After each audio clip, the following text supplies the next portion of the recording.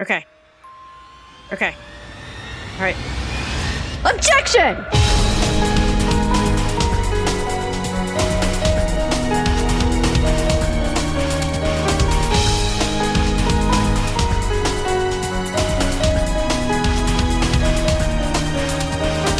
Hello, and welcome to Rhythm Encounter, RPG Fans Music Podcast. I'm Hilary Andriff, and I have a distinguished panel of some of our graphic adventure subject matter experts today to discuss a topic near and dear to our hearts, which is the music of graphic adventure games. So I'd like to introduce Jono Logan. You might know him from Random Encounter. Hello, everyone. I'd like to think of myself as an enthusiast more than an expert, but thank you.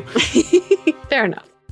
And also, we have Adam Lures, and forgive me if I'm mispronouncing your name, Adam. It is actually lures like fishing lures, but everybody says lures, so I don't really care either way. And correct me if I'm wrong, but this is also your first time on one of our podcasts, right?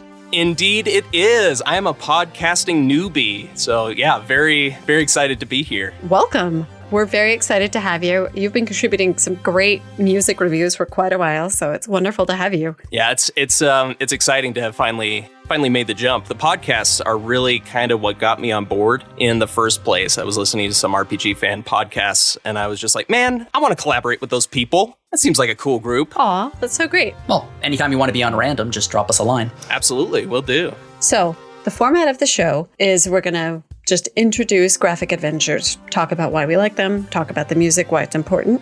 Then we're going to launch into blocks of 2 songs each. And we will have a short introduction to the songs, and then we will listen to the music, and we will come back and discuss. So I had an intro question for both of you because I found out something interesting.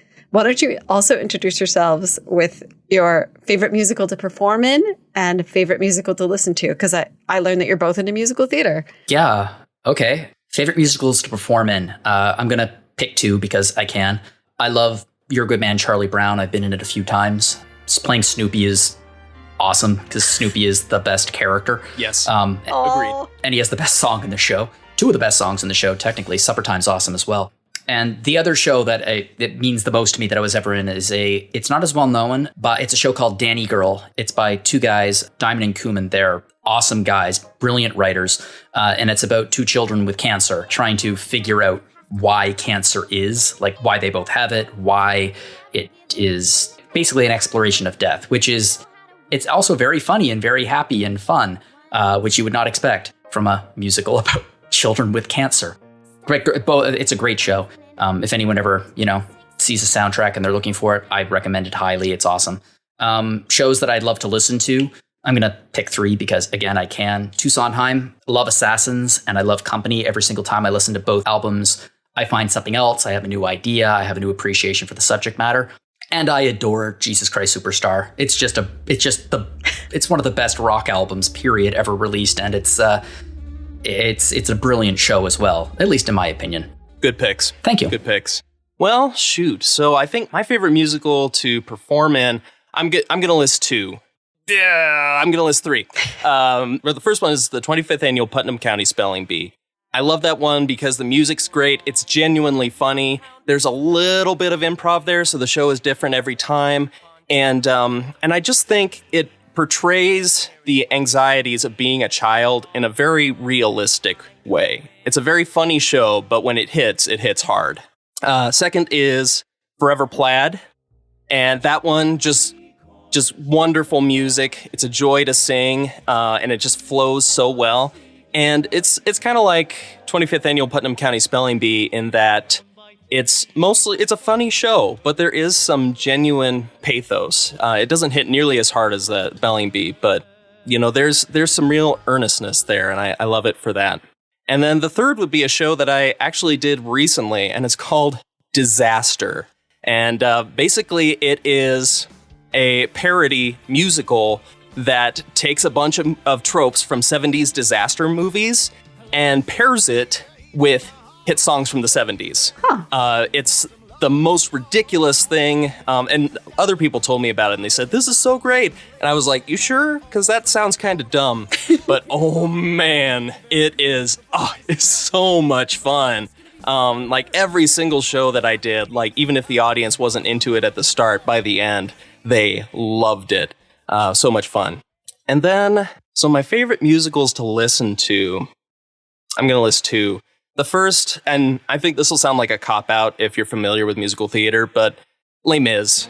In my mind, it may have lost a little bit of its luster just from familiarity, but at the same time, it's just a perfect show. I'm just in awe of Les Mis. They really captured lightning in a bottle with that show.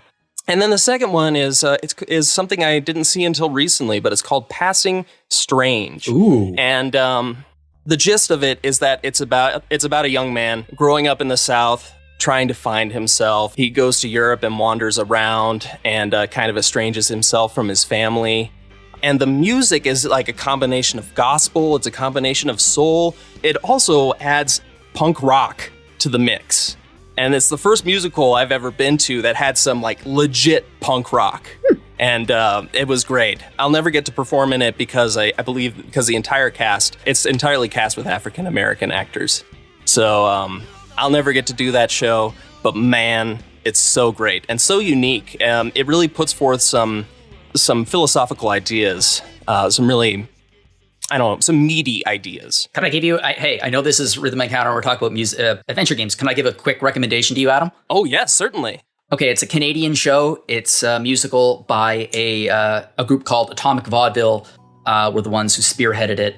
The writers are Brooke Maxwell and Jacob Richmond, and it's called Ride the Cyclone. It's about a teenage chamber choir from Saskatchewan who die in a roller coaster accident, and it's them giving it's a little bit like Forever Plaid, it's them giving the concert that they were not allowed to give, their final recital.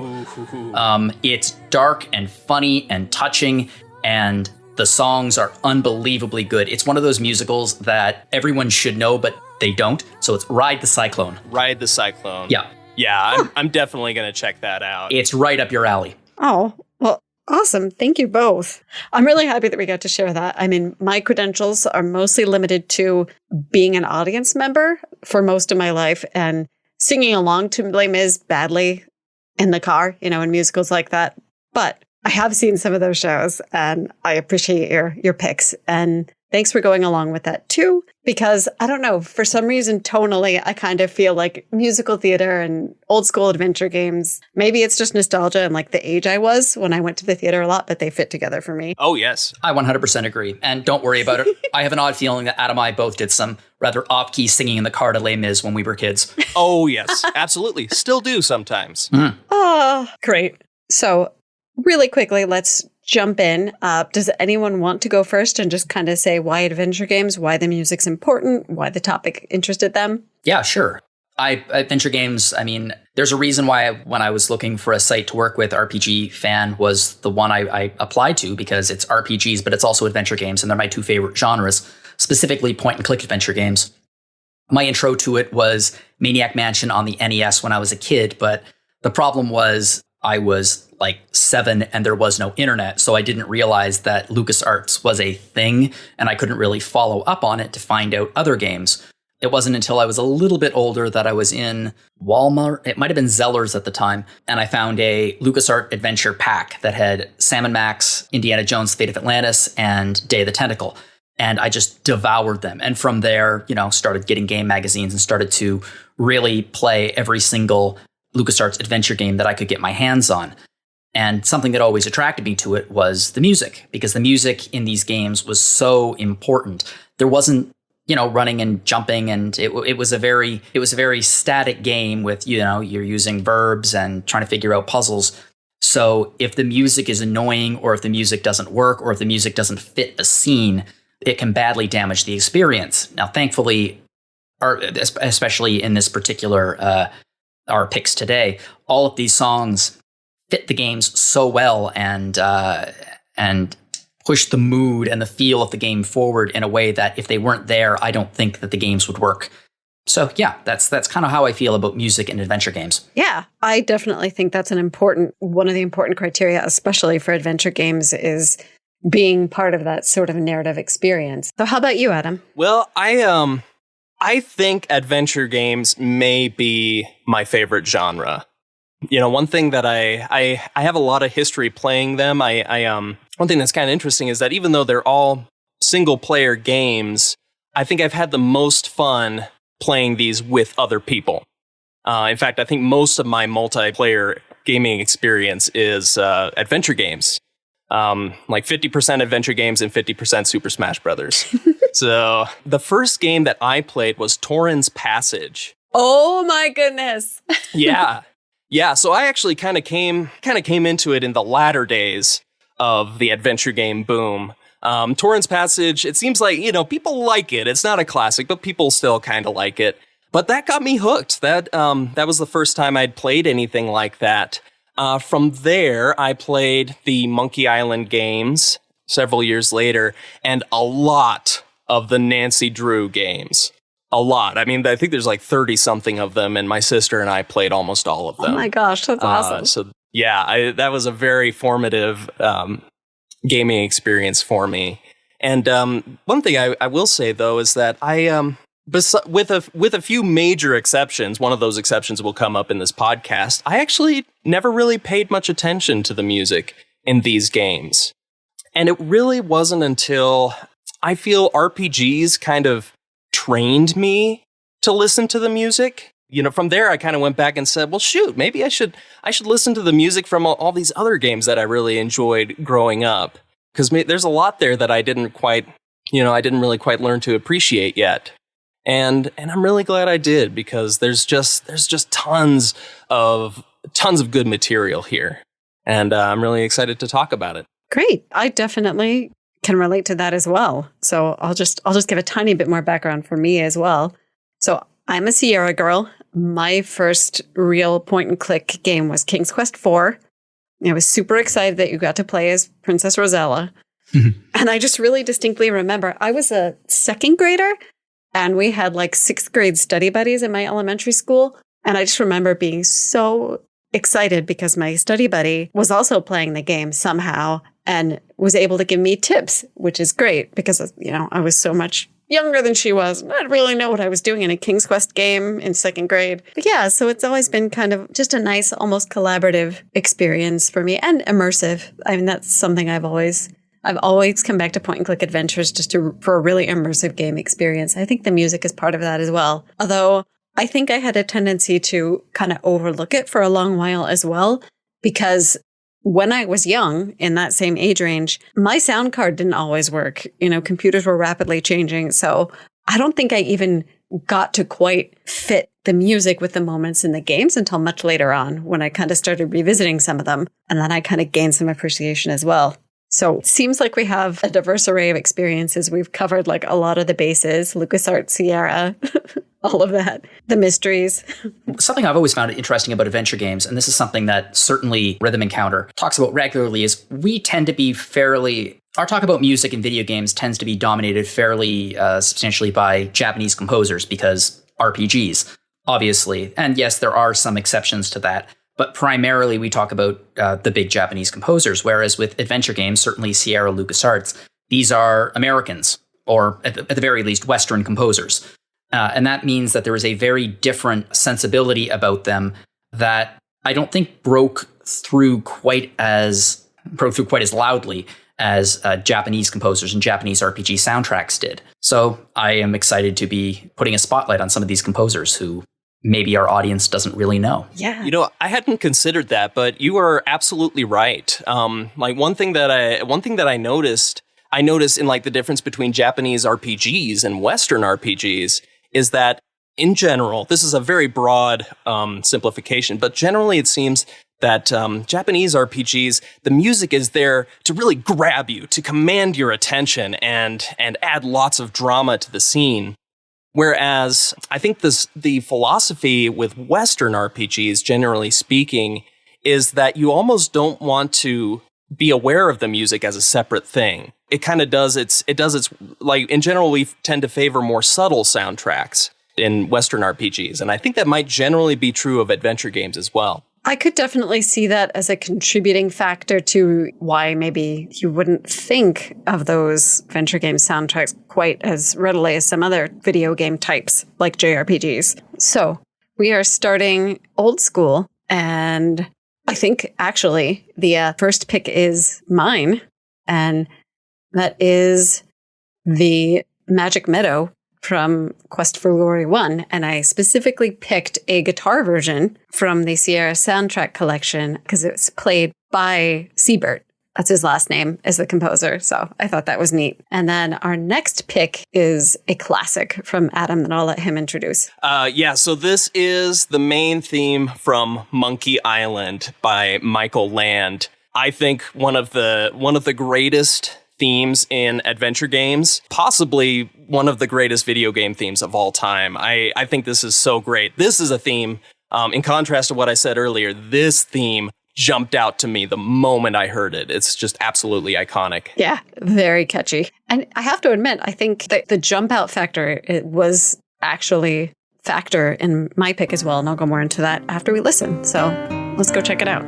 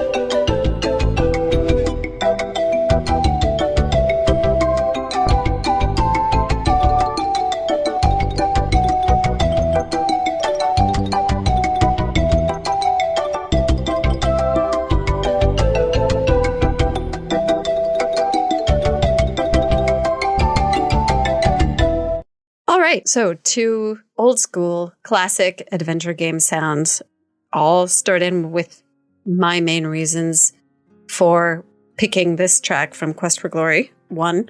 First of all, it's just really, really pretty.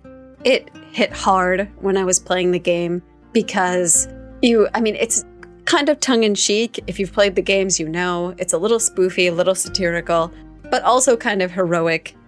So the soundtrack and the quests and just everything about the world are appropriately kind of off the wall, but also heroic. But then, in the middle of everything, in the middle of an area where you'd normally be fighting enemies, because Quest for Glory is a little strange in that it's not strictly point and click. There's also some combat. In the middle of this dangerous area, there's a certain screen. If you walk onto it, you're just in this beautiful magical meadow, and it's a complete peaceful place that this wondrous mage created. She travels the world creating these kind of sanctuary spaces, and even with the very old graphics, it was just beautiful. And this music fit it so well. It was just kind of like a relaxing but still very memorable melody. And that theme kind of carries throughout the series. You keep seeing, essentially throughout the games, you're following her.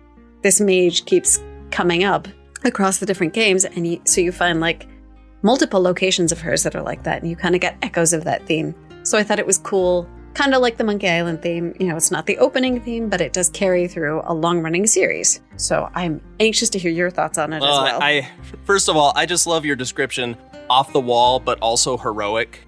That is just a perfect description of the Quest for Glory series, and probably King's Quest as well. But the first thing that I thought when I listened to this is this sounds like it came from the Princess Bride soundtrack. Oh my gosh, yes. So Mark Knopfler of Dire Straits did that soundtrack, and it's wonderful. And this gave me exactly the same feeling. It was just so controlled and so simple, just with the arpeggiation and just this very simple melody up top. I'm saying simple a lot, but it really is just, it's an elegant piece. And I love how it does actually add some new elements in the further in you go. After a little while, you do get a little bit of chorus, and then you get a little bit of synth at the very end, but not a lot. It's just this, it's meditative, which feels appropriate for the setting. Oh, definitely. And I know exactly the song you're talking about from Princess Bride because I have it in my head now. It's that the kind of that love theme, yes, with that exactly relaxed, controlled for Wesley and Buttercup. Yep, yeah. That's exactly the theme that I was thinking of too. It's just, exact same feels. And I just think just that kind of relaxed acoustic guitar was just such a great instrument choice. I agree.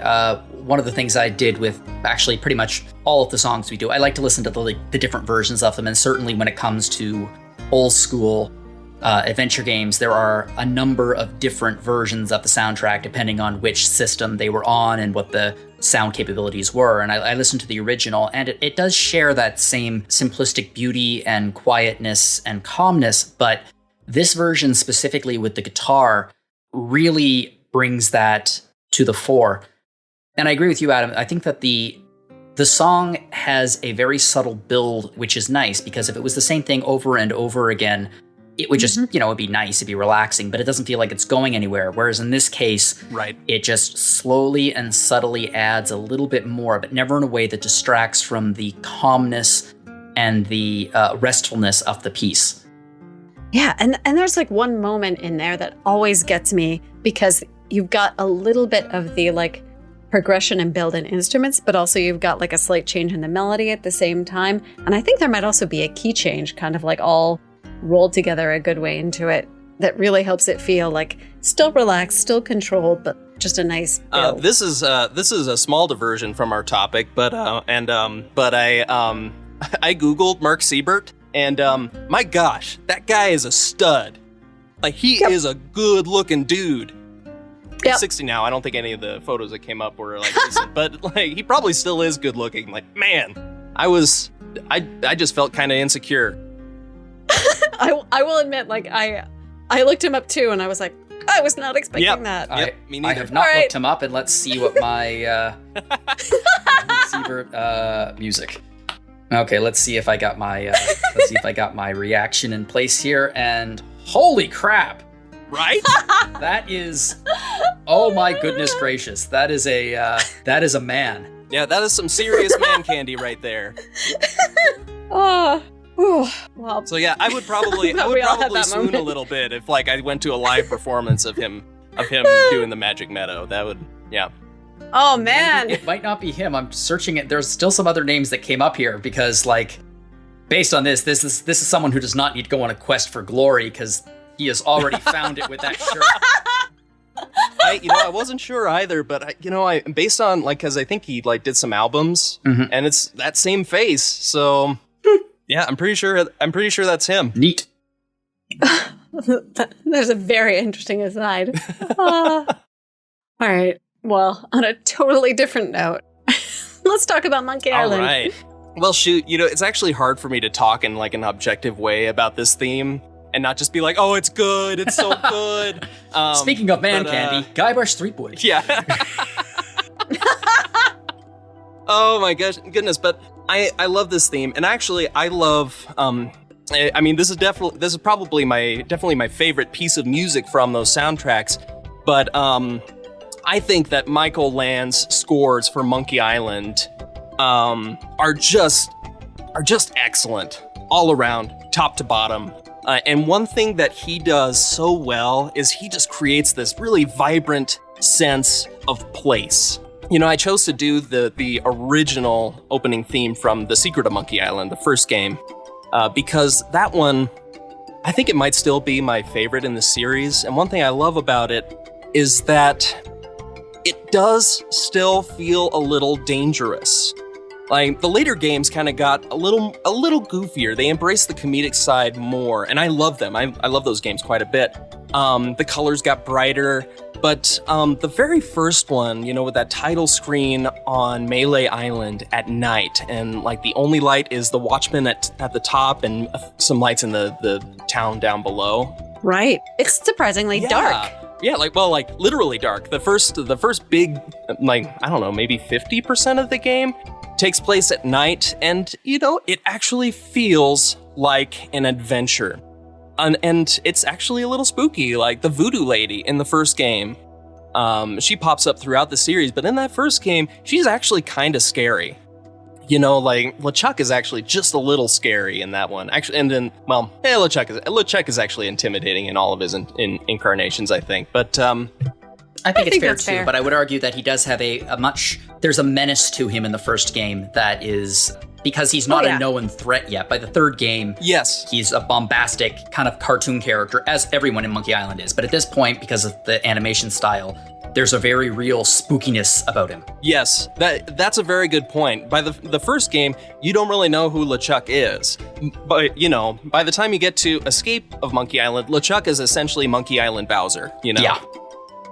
That's a good way of putting it. So, like, the specific elements of this tune, I think the reggae beat, the use of the xylophone, later renditions also used a lot of steel drum. Like, they're just little touchstones here to really give you this sense that you're in the Caribbean. And it's just a wonderful piece. Like, it sets the tone so well, and I love it. I love it. Yeah, and I mean, going back to what we're saying, a lot of this music was limited. So it's really cool to look at the original version and see how they accomplished that at that time. It's, I think it's pure magic. But it's also, I imagine the composers of the day, it wasn't just a matter of picking the instruments that you wanted. It was a matter of picking the instruments that you wanted and didn't sound like absolute in MIDI. Yep. Yes. And I don't think there's a single instrument in this particular version that sounds bad. I think using the woodwinds, I think that's a smart choice because they sound good in MIDI in a way that a lot of other instruments just don't. Yeah. They're almost identifiable as the instrument rather than boop, boop, boop, boop, boop, boop, boop. Yeah, that's a very good point. It's not just a great theme in video game history because of its place in video game history. It's a catchy song. Oh, yeah. It, like, the second that if you were in a subway and you went bum, bum, bum, bum, bum, bum, bum, there's a good chance that someone on the other end would respond with bum bum bum bum bum bum bum bum bum. It's just a very identifiable melody. And that's a wonderful thing for some of these more long-running adventure game series. Yeah, that is a really, like, it has this instant classic quality to it. And it makes me think, so I played Secret of Monkey Island, and I got it in a combo pack, so the second one didn't work. So I've actually played every game except for the second one, which a lot of people say is the best. Yeah, I know. You should probably play LeChuck's Revenge. I probably should jump on that. But, I played Secret of Monkey Island and Curse of Monkey Island, months apart. Like, there wasn't really much of a gap between them. But when I played the opening of Curse of Monkey Island and that theme came on again, I got goosebumps like I had just waited 6 years to play this game. It's a great theme. Pulls you right back into it. I agree. And I think one of the coolest things about this theme and what they've done with it over the years is how they can repurpose that central theme for the feel of the game. Like, yes, Curse of Monkey Island does use the Monkey Island theme, but it uses it in a very different sense. Whereas, like you said, this game, it builds a sense of mystery and quietness and really brings people in. In Curse of Monkey Island, it's made into a bombastic, exciting kind of fanfare sort of thing. Yes. Rousing, kind of like, we're back and we're going to have more Which adventure. suits the feel of that particular game. And I would say the series going forward after LeChuck 2, that was definitely more of a tone of high-flying adventure. Yeah, I mean, there's a reason why Monkey Island was inspired by Pirates of the Caribbean, and then Pirates of the Caribbean was very, very inspired by Monkey Island, which is one of the reasons why I'm a little bit afraid that with Disney owning the property now that we're never going to see another Monkey Island game again. Why do you have to bring us down? I feel it's a little bit too close to one of their favorite IPs. Well, maybe that's a sign that it's time to introduce our next block. What do we think? Let's do it. So we are moving ahead chronologically a bit with this one. Interestingly, I have the first one again. So my pick is Atris's Study by Jack Wall from the Mystery Exile soundtrack. We'll get some good mystery and a new series represented here. And then the other pick is Mine Jono. is it's a little weird, but it's probably the most identified known song in the game. It's Grim Fandango, but it's not any of the music that you would hear necessarily in the game itself. In 1998, when the game was announced, they released a trailer that was it became one of the most popular gaming trailers of all time. And this is the music that accompanied that trailer. And there are little bits and pieces throughout the game, but the second you hear it, you'll know why I picked it, I think. All right, great. Let's break and go listen.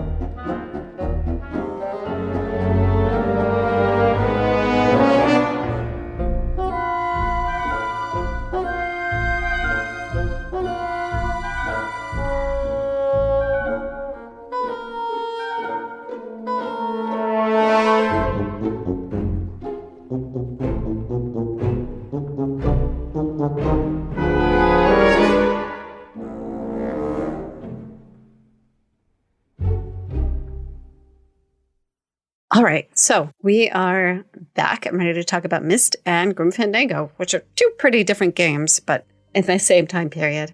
So I'll just start off with a little bit about why I picked this particular song.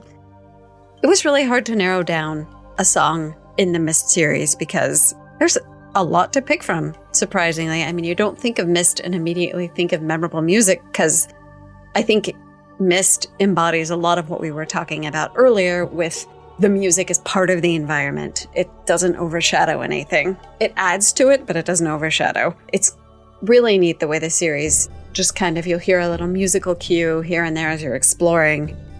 And it emphasizes, but it's not super memorable, a lot of it. But I think this track from the third game, which is the middle of the series, it kind of like exemplifies the series' sense of place because it's the music that plays in Idris's study, and books are obviously very, very central to Myst. And I think the music in the series kind of undergoes a big transition. It's like way more minimalist in Myst and Riven, and then it gets a lot more like bombastic and adventurous in the last two games. And this, I think, is just like that perfect bridge. And it just has this wonderful, like, lush, mysterious sound. It's a bit lusher than the earlier games, so I like it a lot. I find it interesting that when I heard the song, the first thing that occurred to me is that the very beginning of it reminded me quite a bit of the beginning of the Monkey Island theme, but then took it in a very different direction. There was something about the very beginning of this song that just reminded me a little bit of the beginning of Monkey Island. I don't know why. I think it was trying to create the same sense of mystery and exploration that Monkey Island had, but then it took it in a very different direction because instead of exploring an island, of course, you're exploring this essentially a study, basically somebody's office. And this music plays for a long time. Like, it opens the game, it's over the menu, if I recall, and then it goes into like the entire time that you're in his study until the book gets stolen, right? Mm-hmm. So that's about... I think that's right. Yeah, that's about 15 to 20 minutes of playtime if you actually take your time to explore, which means that it's absolutely vital that this song does not get irritating. And it does not. I think it's a wonderful way to introduce the game. And I like how there are certain, not even instruments, like there's a wind chime kind of feel throughout it that makes it feel like someone's home. Ooh, yeah. Which is great because you're exactly correct there. I'm glad you pointed that out because in this particular game, it's all about home. Idris, the character that you've known since Myst, he and his family have a new home, and that's where you start off the game. But then the antagonist has been just suddenly separated from his home and everything he knows, and that has quite an effect on him. If you've played the game, you know. So, yeah, that's a great little musical cue that kind of ties into the theme of the game. I think it's interesting that you both kind of mentioned the sense of place that it gives, because that was the first impression that I got also. It was interesting listening to this track. It suddenly reminded me what a weird setting the Myst series has. Yep. What a novel setting. This kind of this island steampunk fantasy series. Like, it's really actually a very exotic setting, and because it's just been it's a very familiar series, I hadn't really considered that. Yeah. And I think that the choice of instrumentation really brings that home. There's a feeling of antiquity to it that I just really like. Yeah, and that's one of my favorite things about the series as a whole is you feel like you're discovering something ancient and powerful with this art of writing that they talk about. Yeah, sense of place tends to be what I think of when I think of the Myst series. I mean, up until that point, nothing had ever been done like it before, and it's certainly not it's not cartoony, it's not funny, it's not like a LucasArts adventure game or a Sierra adventure game. They just drop you in this island and they're kind of like, all right, figure it out. And because of that, sense of place is what most people feel when they think about the Myst series. And I think that the music in this game, from what I've heard, carries that idea forward very well. Yeah, I think the Myst games kind of bear more of a resemblance to the Infocom text adventures that came before rather than to their contemporaries. Yeah, it's a damn close to a text adventure game. But I would also say that the mood of the Myst series, though, is completely its own thing. There were a lot of imitators afterwards. But... Oh boy, were there. Yeah, but it's just really cool to see how the music handles that sense of place too, because the series, you have Mist Island, which is a very concrete place. But throughout the series, you have kind of this limitless potential of place through the books. So like, it's interesting how they kind of use that to ground you. Mm-hmm. See, I might argue even that the music of Myst is more important than we give it credit to, historically speaking, because Myst is known as one of the very first, especially one of the very first good multimedia games. Mm-hmm. Like, it had graphics and like pre-rendered areas like we had never seen up to that point. It had motion video, it had audio, it had these tracks that did not sound like boop, boop, boop, boop, boop, boop, boop. Like, it actually had music. Right. And because of that, I think it was a major stepping stone towards everything else that came after it, and not just in terms of its imitators, but in terms of where the cinematic language we use today in most video games, and certainly in most adventure games. Right. And technologically speaking, like, it pushed the envelope for sure of what was capable at the time. Almost didn't work. Yeah.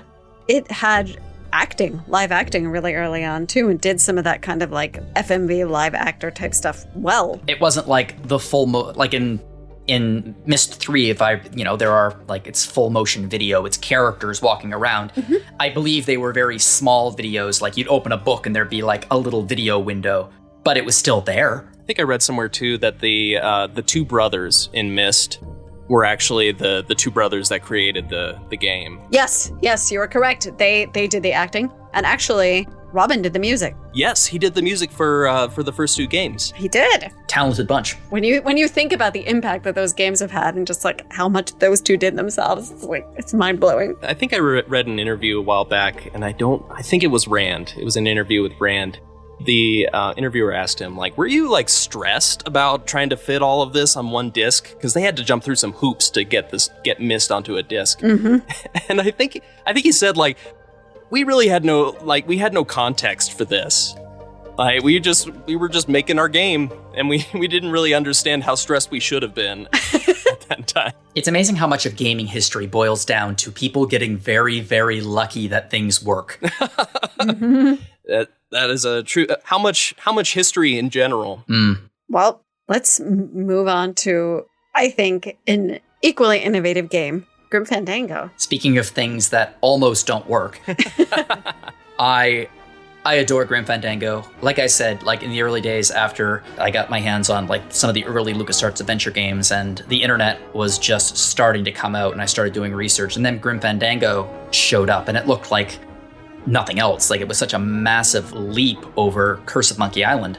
Curse of Monkey Island looked like a live-action cartoon, but this was clearly a next-gen game. And as a next-gen game, it did a number of things wrong, one of which being, some would argue, tank controls.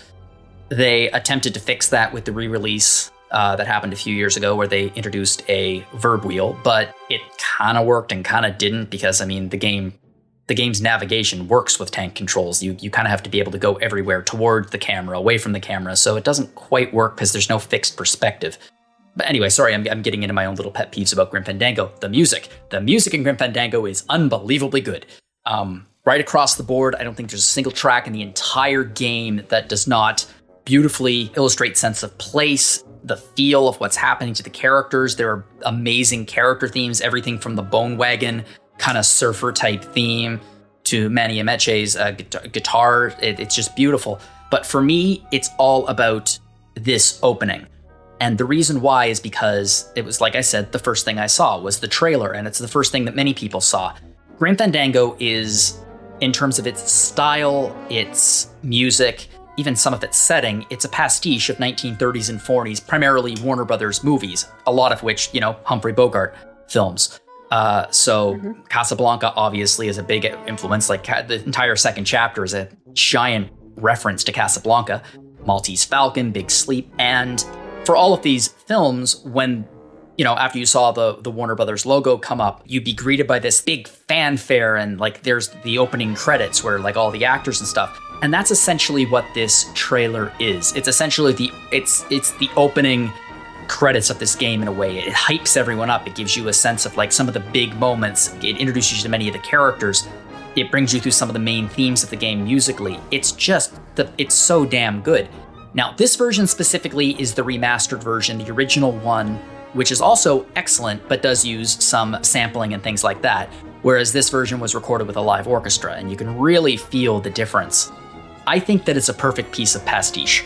I think that if you took this entire theme and you put it in front of a trailer for a 1930s or 40s film, or you put it in front of right after the Warner Brothers logo comes up, unless you were really familiar with that movie, you almost would not be able to tell that it was not meant for that movie, because it's so good and it creates such a sense of what the game wants to be and what I think the game accomplishes. Yeah, it's funny. I think we were talking a little bit about Grim Fandango among staff recently, and one of our colleagues mentioned that, Chapter 2 is where Grim Fandango really is kind of like the film noir adventure. I think this theme fits that, just shows the very best of what Grim Fandango has to offer. Like you would want your trailer music at the beginning of the movie to be. Yeah, I mean, obviously, it's a tale of crime and corruption in the land of the dead. And when you say that, this is the kind of theme that starts playing in my head. Yeah, it's a little bit dangerous. It's a little bit mysterious. So I have a confession to make.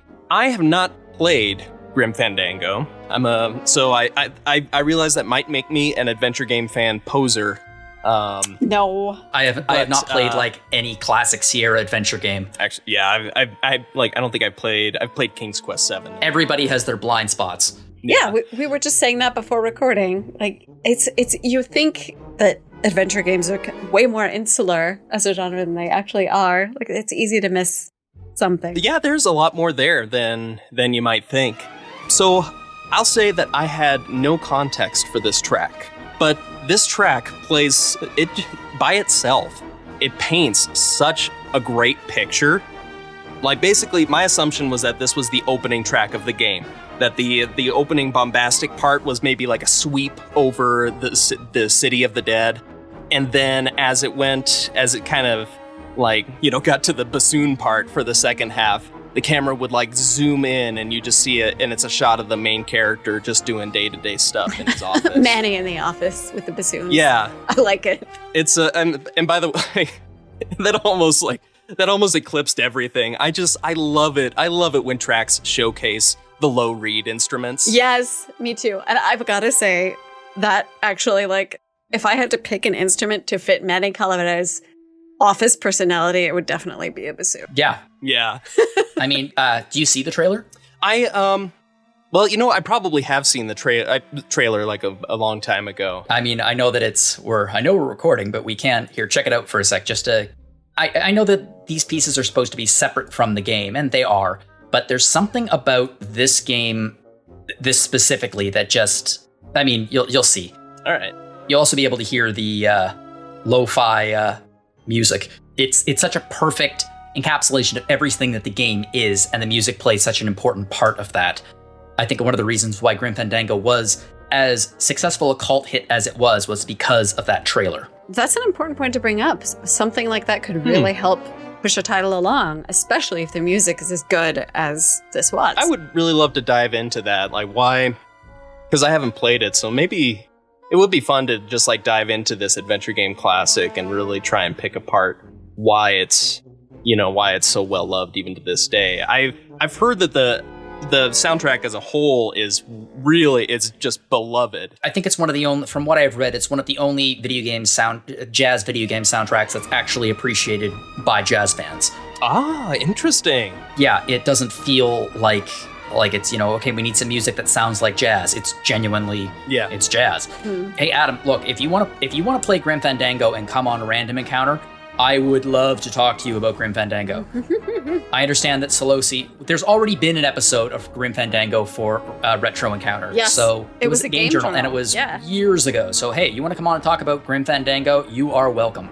I might take you up on that. That sounds like a good time. So the score for Grim Fandango was composed by Peter McConnell. Yes. I think he's the sole composer on this one, but he contributed on a lot of LucasArts games, including all the Monkey Island. Well, no, not all the Monkey Island games. Not the first one. Yeah, the second, the third, and I think the fourth. Yeah, he did LeChuck's Revenge, he did Curse of Monkey Island, and I think he did Escape as well, and he consulted on Tales of Monkey Island. And certainly he probably played a large role in the remasters of the first 2 games. In many ways, we can thank him for all of the great music in the entire LucasArts library, because he was one of the, along with Michael Land, he was one of the 2 guys who designed the iMuse system, which is what was used as the composing tool for all future LucasArts adventure games. Allegedly, Michael Land had such a terrible time programming the music for Monkey Island, Secret of Monkey Island, that he decided that there needed to be a new program put into place, and the 2 of them got together, and they created the iMuse system. Wow. Yeah, and I think I heard somewhere that it was actually a pretty innovative, sophisticated. It was a very sophisticated system. I think I've heard that in LeChuck's Revenge, it will switch to different versions of the track depending on where Guybrush goes. Yeah. And most games do this by just kind of like shifting to a different track. But this one, I guess,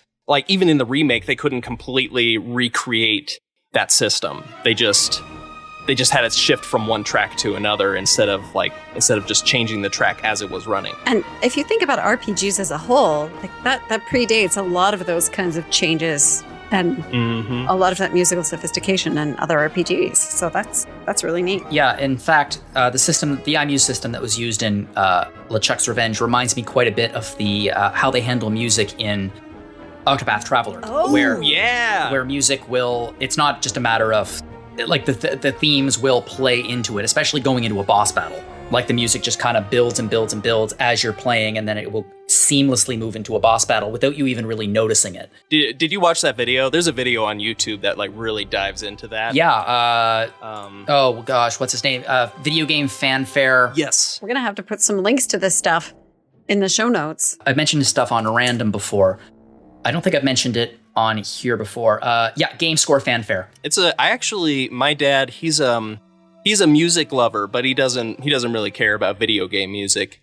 But I showed him that video because we were just kind of sharing music that we like, and so I was like, here, this is something that I thought was kind of cool, and he really enjoyed it. Just the way that guy dives into the music and picks it apart, like his musicianship is great. Really great video. So in many ways, it reminds me a little bit of how Octopath Traveler handles its music. But yeah, you're right. It's seamless. You walk into a building, the music changes very slowly, almost like you barely even hear it until you're listening to essentially a different song. And that's incredible if you think of the dates of release of those 2 games. That's really cool. Yeah. So I think the next song is also going to be Jono and then Adam. My next song is a little bit of a cheat. Ace Attorney, Phoenix Wright Ace Attorney, are one of my favorite game series. I have a few reviews of them on the site, including One I Shouldn't, where I reviewed the fan translation of The Great Ace Attorney. But in this particular case, the 15th anniversary concert came out, and it had a really great medley of all of the court themes from the first 3 games. In a nice tight package. There was one on the 10th anniversary, I think, but I think it was like 15 minutes, whereas this is just a good 8 minutes. It gives you Court Begins, it gives you Cross-Examination, and it gives you Pursuit. It gives you the 3 different movements of the courtroom for all 3 games, and it does it in a really, really cool way. So yeah, that's what I picked. Oh, and there's a number of different composers in this, and I am atrociously bad at pronouncing Japanese names, so I apologize, but Masakazu Sugimori, Akima Kimura did the music for the first 2, and then in the 3rd game, Noiyuki Arawa, help me out here. I think it's Iwadare. It's Iwadare, which I should know because he also wrote all the music from the Lunar series, which our site has some very deep ties to. Oh, we sure do. Yes. And actually, not to put too much of a plug, but I've been listening to a lot of his music recently because I'm reviewing the Wayo Records re-releases of Grandia music. Ooh, cool. Actually, I listened to those for the first time for our best of 2020, and I was like, what have I been missing? Yeah, right. This is good stuff because I actually haven't heard a lot of Iwadare, even though he's very well loved. Yeah, and it's funny. I got that exact same sense from it. I think it's such a great package. I'm so glad the Grandia soundtrack got that treatment. Well, my pick for this last block was Cruisin' from Sam and Max Save the World, also known as Sam and Max Season 1. This was a Telltale game from the early phase in their career, where they were doing mostly traditional adventure games before the breakout success of The Walking Dead. This is by Jared Emerson. It was composed by Jared Emerson-Johnson, who's basically was their main music guy for their entire, from the beginning all the way to the end. And he has done so much great stuff for Telltale Games, but I have a special place in my heart for his the music in Sam & Max. All right, let's have a listen, and we'll be back soon.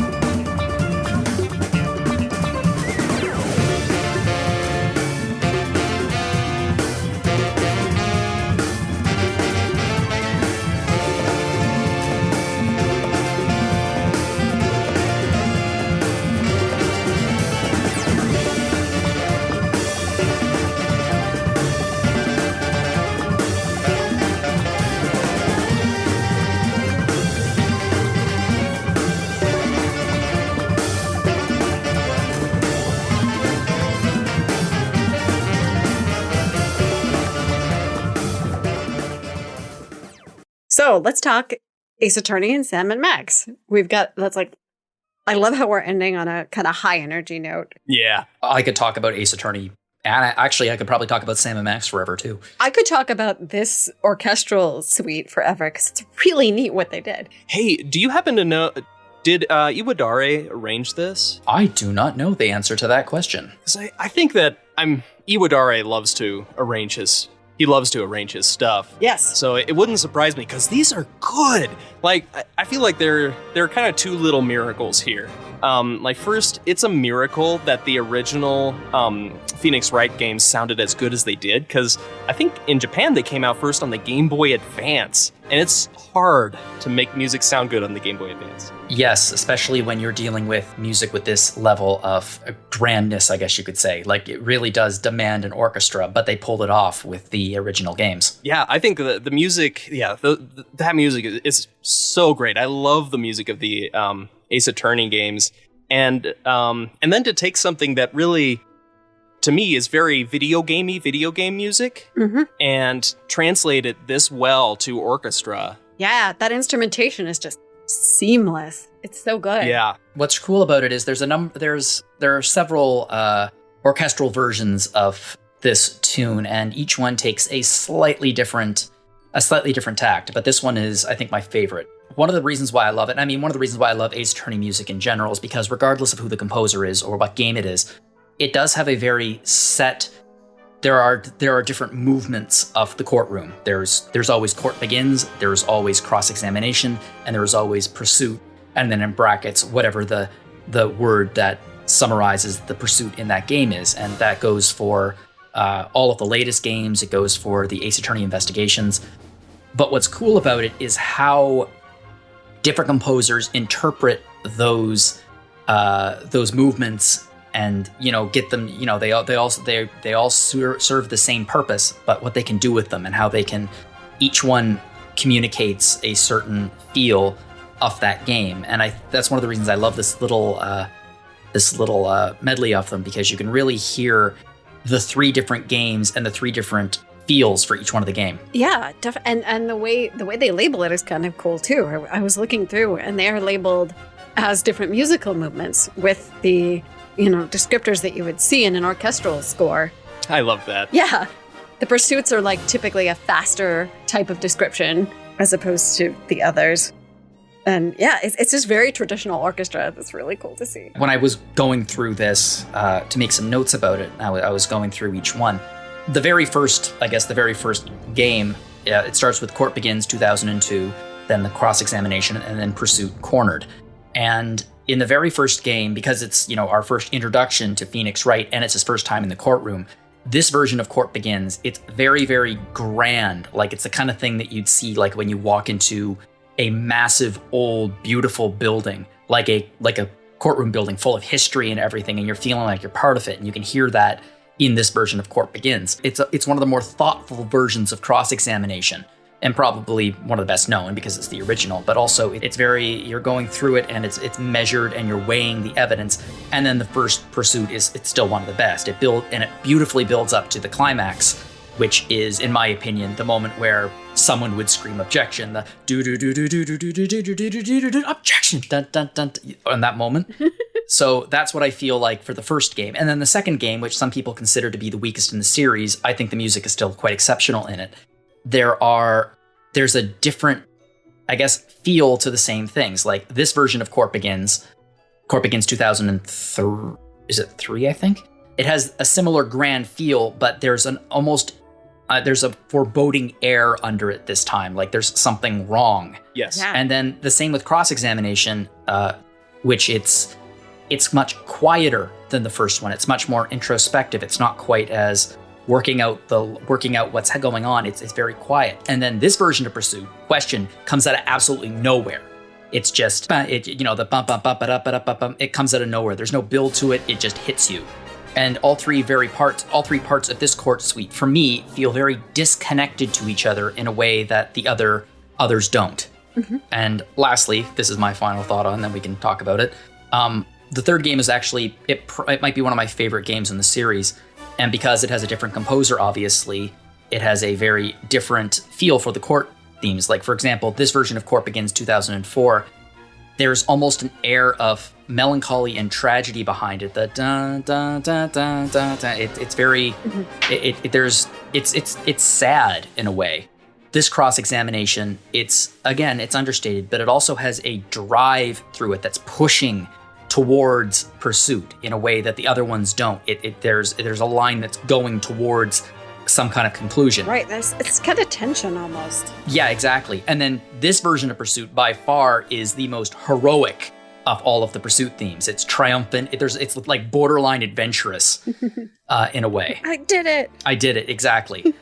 So I think it's really cool that using the same three movements with almost the same, very similar pieces of music, how they accomplish three very different things with the games. Yeah, and I think it's really cool how the last one, the cross-examination section, is broken up into a moderato and then an allegro.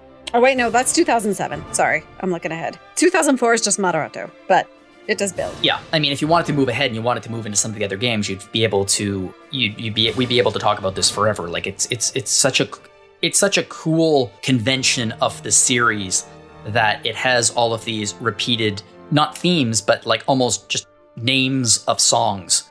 And then the composer gets to do whatever they want with that name of song and what that is supposed to, the role that song is supposed to play in the game itself. I love that. I think it's such a cool idea. Yeah, it's a framework, and it really kind of works for classic orchestra. And I think that the music for the Ace Attorney series is just so interesting too, because it walks hand in hand with the general presentation. Like these are court cases, but the way they're presented with the quick camera angles and the sound effects and the flashy backgrounds, like it feels like a shonen battle anime. Court battles. Yeah, complete with like the whoosh-ah, shing sounds. And I think the music also, again, it's a courtroom, but it sounds like, especially on the cornered tunes, like it sounds like you're in a JRPG boss battle. Yeah. And it kind of feels like it too. Like I think one of my favorite parts of those games, I think this was when I realized that I loved these games, was when I was playing the first one. The second case, it's the first one where Edgeworth makes an appearance. Oh, Edgeworth. And like near the end of that case, where like everything you say, he's like, objection! Everything you try and hit the culprit with, he like tries to head you off. And that music is playing and so good. Like no other games make standing around and talking so exciting. Actually, you make a very good point with that. That kind of brings us full circle back to our like JRPG versus kind of standard graphic adventure, because this brings some JRPG flair. It does, and I think part of the reason why is, like you said, it's a battle. It's a courtroom battle, and it tends to be a little bit more, I guess, cerebral than attack with sword.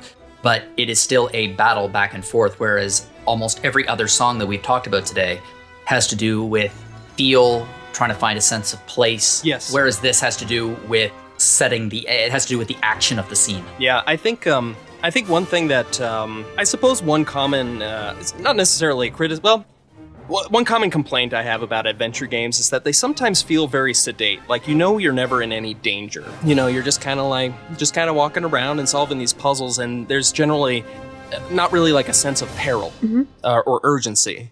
But the Ace Attorney games, they bring that. They really get you invested in the drama of the moment. And the stakes, yeah. Yes. Yeah. In a standard point-and-click adventure, it's like the peril is almost something you're investigating too, because, I mean, how many times have we all, like, tried to find the interesting ways to die or get a game over? Like, I don't think this is necessarily a weakness of the Ace Attorney games, but that sense of danger that you're talking about is one of the reasons why I am in favor of constantly bringing forward new protagonists for the game. Whereas in the very first game, every case is live or die. You have this rival, and you don't really know what you're doing as a lawyer. You're really thrown into the deep end every single time. Whereas by the end of it, Phoenix Wright is very experienced. There's less of a sense of every single turn is a trap, and he's falling into them, and he's pulling himself out. Turnabout. It feels like there are less turnabouts as the series goes on for Phoenix Wright. Whereas for new protagonists like Apollo, it revitalizes that sense of danger and stakes. I think the game that really, like I mentioned that I reviewed The Great Ace Attorney a while back, and in those games, you are playing a Japanese man in England in the 19th century. So you're not just facing inexperience, you're also dealing with an insane amount of racism that's towards you, and everybody is against you. Like, not just the prosecutor, but the witnesses and the judge and the system and everything. So everything feels like you're hanging on by the edge of your fingers. And again, these same types of themes play in beautifully at that point, which creates a real sense of danger and a battle and fighting. So yeah, I think that these games do some interesting things with music. They certainly do. And mechanically, I think that they, because they're just kind of divorced from this established Western tradition of adventure games, it's kind of refreshing to play something that's definitely an adventure game, but also feels very different. Mm-hmm. I really enjoy inventory puzzles, but it was also kind of fun to play a game that really feels, in a way, more grounded. Like, you're not just like walking around and like picking things up and then finding contrived ways to use them. It's a game where you progress by actually kind of investigating and interviewing suspects, and then like picking their story apart in court. It feels funny to say this about the Ace Attorney games, the games that give you like a psychic attorney and, a waiter who like brings his tray into the courtroom and all those goofy things. Right. But they actually feel grounded in a sense that feels different. Yeah, the world of Ace Attorney makes sense within its own context. Yes. Very similar to Alice in Wonderland makes complete sense. As long as you are in the world of Alice in Wonderland, you can create your own rules. The second you break any of your own rules, though, that's the point where the audience is going to go, wait a second. Suspension of disbelief works so long as you continue to suspend the belief, but if you break your own rules, then it's going to be broken.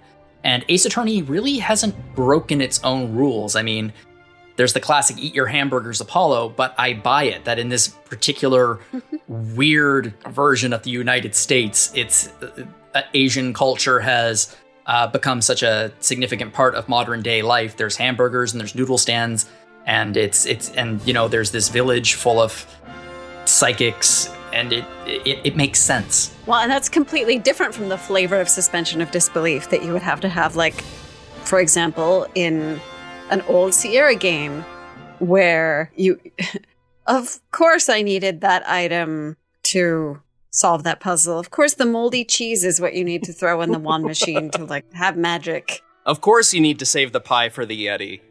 Yeah. Why would you eat the pie? Graham doesn't need food. And I apologize because this isn't about the music either, but one thing that I think is also very special about the Ace Attorney games is that they can bounce back and forth hard between wacky comedy and just serious drama, even within the context of this surreal world. And it's one of those things, like, every time they pull it off, I'm like, this shouldn't work, but it does. Like, the circus case in the second game, in some ways, I think the second game is pretty dark, now that I think about it. But, like, ultimately, if I remember correctly, nobody tried to kill anybody. Like, I think the girl just made a mistake, and that's what got the guy killed. And, like, that was the big reveal. Like, that's, ooh. Yeah. Like, that hits you. If you haven't played Ace Attorney, you probably should, just saying. Yeah. It's available on literally everything nowadays, but if you really want the best version, get the Switch one. So, with that, are we ready to cruise along into our finale? Ooh, nice segue. Thank you. Yeah, so cruising. There are actually a lot of really interesting tracks in Sam & Max Season 1. Cruisin', I just love it, and for me, it just kind of encapsulates everything that I love about that soundtrack. It actually shares a lot in common with Grim Fandango. I think it's got a little noir in its DNA. It's definitely got a lot of jazz, big band sound, but it's like cranked up to 11. There's this punk energy to it that just like there's no restraint. It just throws it all at you. At high speed, and I love that. I do have a soft spot for really like high energy, high impact, grab you by the collar soundtracks. Yeah, Jared Emerson-Johnson's work on Sam & Max, I think he's done a lot of really good stuff for Telltale, but I think this is the most joyful music in their catalog. it just oozes fun and creativity and just joy. Yeah. It's funny because the song kind of made me think of like the combination of Sam and Max. Ooh. Like kind of the noir jazz influences are Sam, and then like the high energy is Max. Yeah. Yeah, it definitely, it really does fit with, this, it's like half noir detective and half anarchic violence. Which is a good way of explaining that duo. Yep, that's the duo, and that's this track. And it plays when you decide to get in your car and like pull people over for made up offenses. Yeah, and you can like shoot their taillights out, and it's really crazy.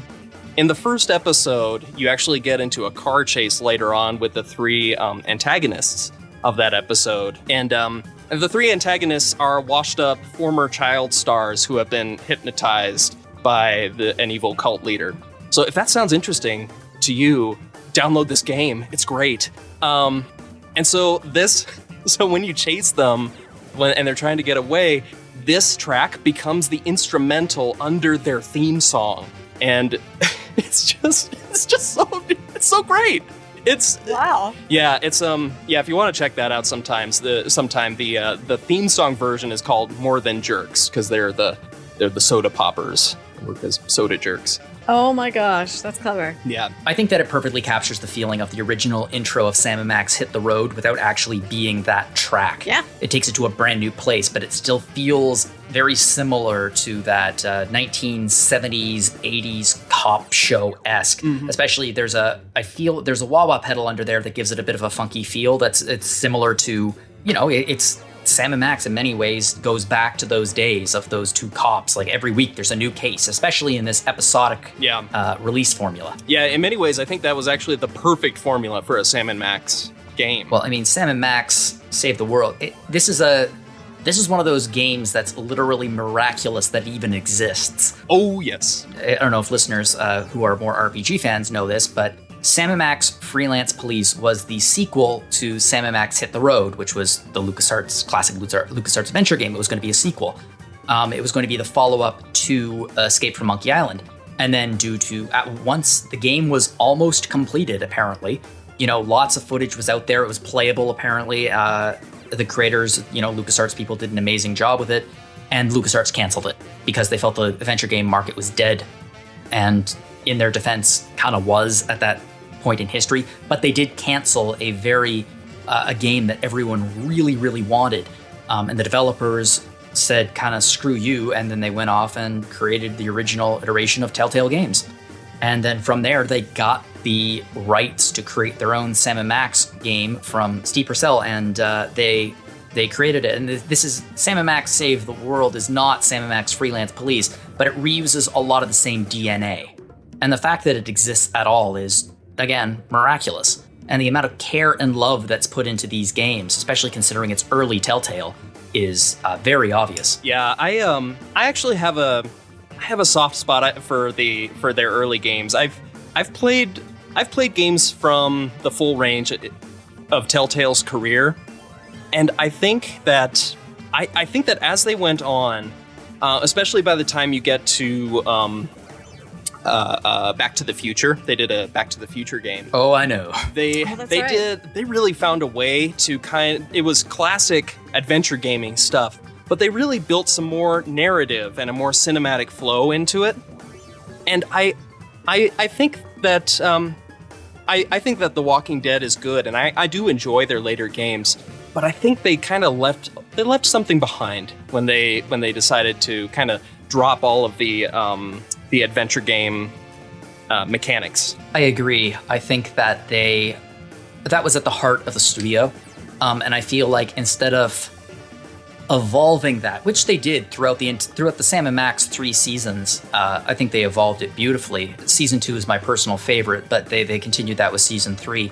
They were evolving it, they were bringing it to new places, they were incorporating new ideas, and then when they started getting gigantic licenses like Back to the Future and Jurassic Park, especially Jurassic Park, they kind of were like, oh, this is working, let's pivot. And then they left a lot of what made them beloved from adventure game fans in the past. And that I don't know if that contributed to their downfall, but I kind of think it may have. Yeah, it's really interesting to think about and speculate on their evolution. And adventure games have never, I adore, it's funny that we're at the very end here. I adore adventure games, obviously. They're still one of my favorite genre, and it's certainly something that we cover at RPG. Like I reviewed Encodia a few weeks ago. So, I love covering adventure games when they come out and they're they have a big enough profile that they manage to break through. But it's still a fairly niche genre. And I feel like Telltale, instead of embracing that, they decided to go for a growth model on a genre that not since LucasArts in the 1990s has really been able to create a business model on. And it just didn't work, which is very sad. I do feel like they did kind of have a revival, and now I do believe we're on the tail end of that. We're in another adventure game slump, where it's not like they're not making them at all, but for a while there were definitely more of them. Yeah, I don't think that adventure games are going anywhere like they did in the late 90s, where it became primarily the realm of developers in Europe, where they still love adventure games. Yeah. Mm-hmm. But no, it just, adventure... It would be fun to do a podcast, and I don't know if retro or random is the appropriate place for this, just talking about adventure games in different cultures and the way that they have developed. Like Japanese adventure games are certainly, and we certainly cover a lot of them, but it sort of moved into the visual novel area of adventure games, whereas in the West, it's still point-and-click adventure game. It'd be interesting to examine that and why they're popular in different regions of the world. Yeah, right. And the history of their popularity. That's a whole topic on its own. Yeah, I think the differences, the East and West differences with adventure games, I think are pretty fascinating. And I also think that adventure games, like one thing that I love about adventure games as a whole is I think they are the most narratively flexible genre of game. Possibly even outdoing RPGs in that regard. Yeah, because you can put them anywhere. Yeah. Although I think that, with Disco Elysium and Fallen London, like they really take RPGs. Those are two games that take RPGs in very different directions, where you still got stats and it's the mechanics are very familiar to RPGs, but the setting and what you're actually doing with your character is different. But for the most part, I would say that really adventure games bear the strongest, they share the most DNA with other traditional storytelling media. Uh-huh. And actually, I have something that Tim Schafer said that I absolutely, absolutely love and I think applies here and to adventure games. It's just that sense of possibility, that sense of limitless possibility is what you want. And by the way, if you're looking for adventure games, although it's dried up slightly, there's still no shortage of brilliant games that are coming, like Wadjet iGames, obviously, releases tons of stuff, and those developers that got their start in the adventure gaming studio and then started developing that into like full-fledged adventure games, which in my mind rival the golden age of Sierra and some LucasArts too, although it's a little bit more on the Sierra side. Another studio that is still churning out games, although it's been a little while since the last one, is Pendulo Studios. They're a Spanish developer. They created the Runaway series, which is kind of a spiritual successor to Broken Sword in a lot of ways. And they have a number of different series. Yesterday, according to this, they're currently working on an adaptation of Alfred Hitchcock's Vertigo. Oh my. Interesting. Yeah, so that's going to be coming out theoretically this year. And if that comes out this year, believe you me, we will be covering it. I didn't know about that. Color me intrigued. And I think it's also worth mentioning that, with the advent of Steam and GOG and other platforms like that, like it's worth going back and maybe trying out some of these classics that you missed. Absolutely. As well. They're more accessible than ever. If any of these games, the music caught your ear, maybe you should take a look at them. Definitely.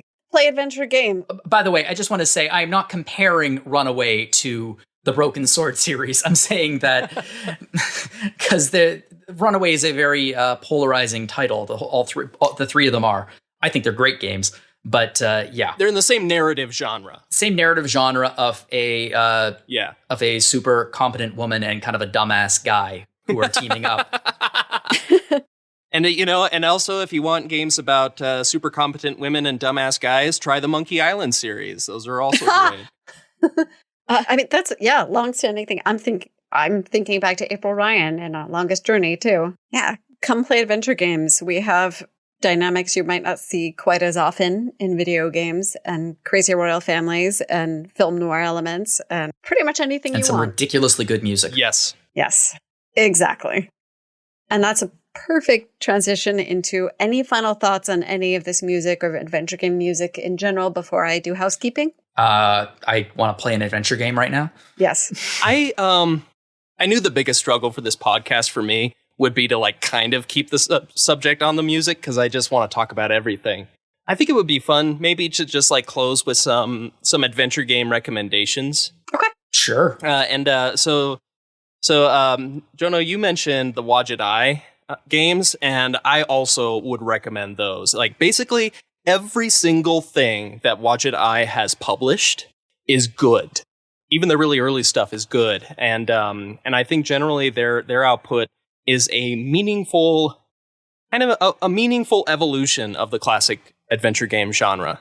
You know, very good writing, very good world building. They're good stories and good games. So I really recommend any game that they published. One that I really want to recommend, though, this is just kind of obscure, but there's this company called The Game Kitchen, and they're best known now for developing Blasphemous, which is kind of this Dark Souls Metroidvania game. But before that, they developed 2 seasons of episodic horror games called The Last Door. The Last Door Season 1, The Last Door Season 2. Each season is about the length of a regular adventure game.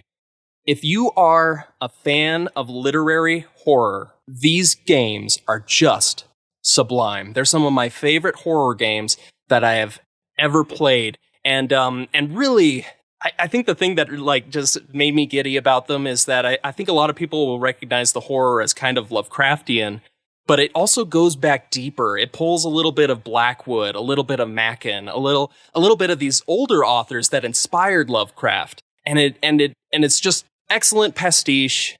And some of the episodes are just masterpieces. They're fun to play. They're scary, they're atmospheric, and I just can't recommend The Last Door Season 1 and Season 2 enough. Wow, that's a strong endorsement. I'm intrigued. Although, I'm going to be honest, I sometimes don't do the best with horror games because I definitely react. Like when I try to play Fatal Frame, I like jump and then I start slamming the picture button and waste all my film. So, well, I will say that The Last Door is, one nice thing, because I am also kind of one of those people.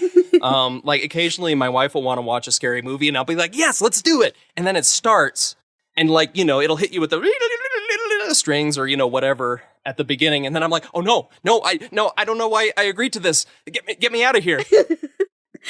And then I'll plug my ears. Like that's my trick for getting through scary movies is I plug my ears, and then it and then Bethany like pulls them out of my ears because I'm supposed to be holding her when we do this. So, Aww. But these games, they're mostly about the atmosphere. They do occasionally hit you with a jump scare, but it's also this very lo-fi pixel art aesthetic. And part of what makes it really interesting is how they still create this very dense atmosphere with sound and these very simplistic graphics. Recommendation. Well, my recommendations are kind of somewhat tied into what I picked for music, but I will also say stuff I haven't mentioned. The Longest Journey series, that's an interesting one because it spans a great length of time. It's also a series that started off as a very standard point-and-click inventory object, but kind of branched out and became episodic in the last game. So it's really cool to see that evolution. Good characters, really fun setting with dual worlds. One of them is kind of more similar to our world based on science. And then there's also a magical world. Like the games that kind of have an interplay between technology and fantasy. They're a good one. I'm trying to think. I can recommend a few games real quick. I think one of the best stories that I've played in the last few years was Unavowed. Oh, that's another good Unavowed was great. 2 thumbs up for that one. It was one of the first. It was the second review I wrote for the site. Great game. If you are feeling like a cinematic experience and you are a fan of the original film, I think Blade Runner is awesome. I think it's also recently available again. So check out Blade Runner. And this is a weird one, and I think I might be doing something with this on random at some point in the next year. Star Trek had some really amazing classic Sierra-style adventure games in the 90s. And one of them, Star Trek Judgment Rights, is awesome. It has the original cast of the original series. Everyone's there playing themselves. And it's the game is broken up into 5 different episodes, just like 5 episodes of the series.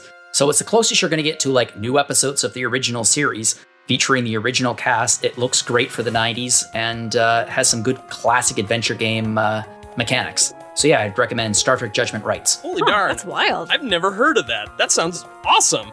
Oh, it's a sequel actually to Star Trek 25th Anniversary, which is it's the same idea. 5 adventure game episodes starring the original cast using Sierra-style adventure game mechanics. I recommend them. They're pretty amazing. Yeah. Here's like one of the games, like when I mentioned Sam and Max Save the World is a miraculous game that it even exists. A game that is tragically not miraculous is called Star Trek Secret of Vulcan Fury, which was a massive, big budget 3D game with the original cast. They recorded everything. It was written by DC Fontana, so like one of the original writers of the series. All of the cast, audio, it was recorded, and they canceled it, and it's never been seen since. It's one of the holy grail classic canceled adventure games. Sadly, there are a lot of stories like that. It was a casualty, I think, of the same mentality that killed Sam and Max Freelance Police. All right. Well, thanks for sharing those recommendations. And I'm sure most, if not all of those titles will have some really cool music to add to their atmospheres. All right. So to go into housekeeping items, I will just start by talking about what's coming up next for Rhythm. We have some series-related episodes coming up next. We've got a Final Fantasy XIV episode and a Nier episode coming up. So if you like music from either of those series, and really, who doesn't like Soken and Keiji Okabe, check those out for sure. And remember to also, if you like what you heard here, give a listen to our other podcasts.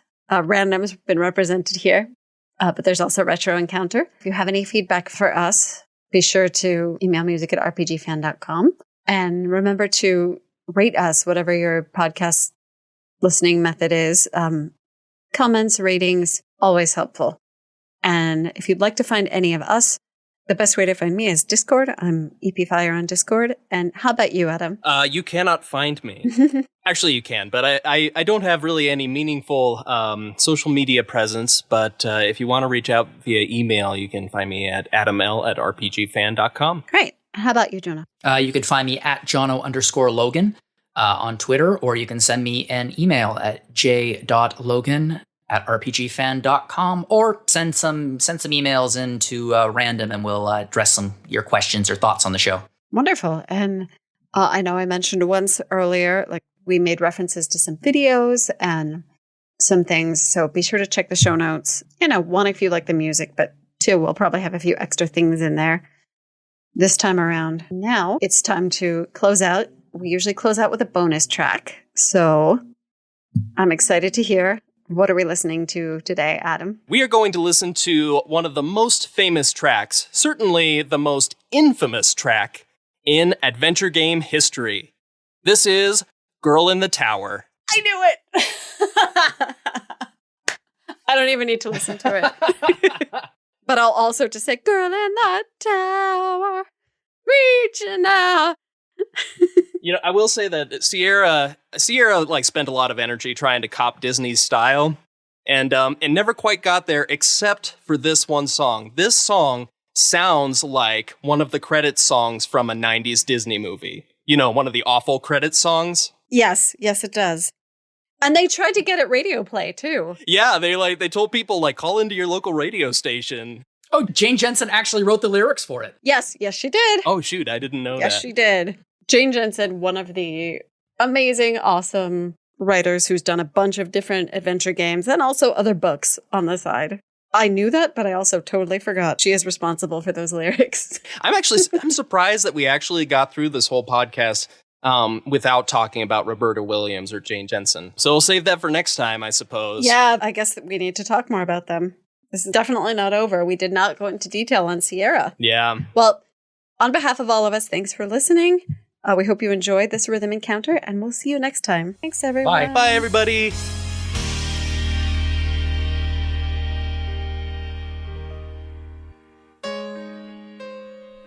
You seem so far away, and I just need to hear your voice.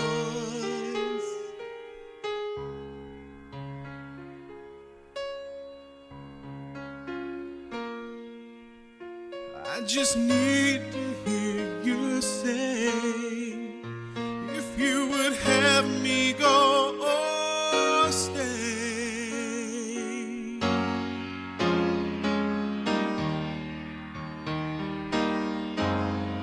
Girl in the tower, I'm reaching out. Please tell me what to do. Girl in the tower, I'm calling out. My heart cries out for you.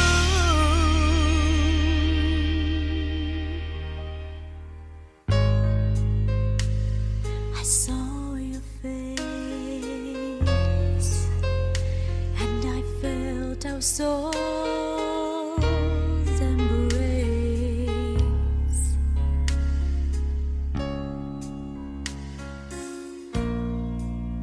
If it's not meant to be this way, why do you haunt me night and day?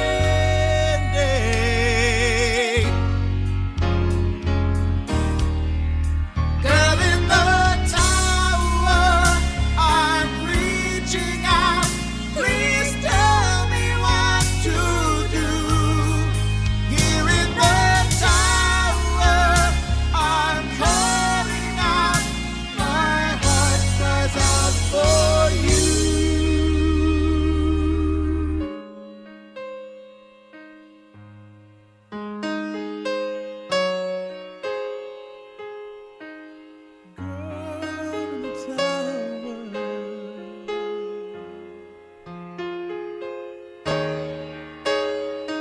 I'm calling out.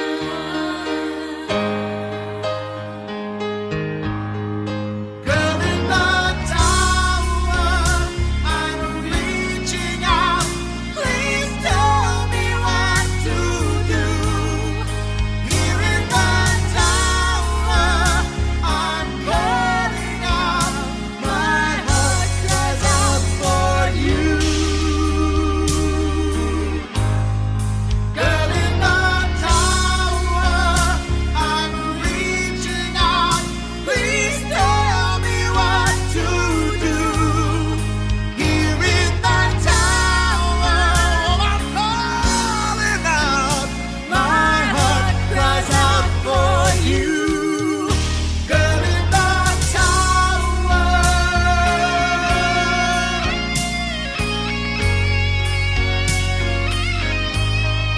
Here in the tower.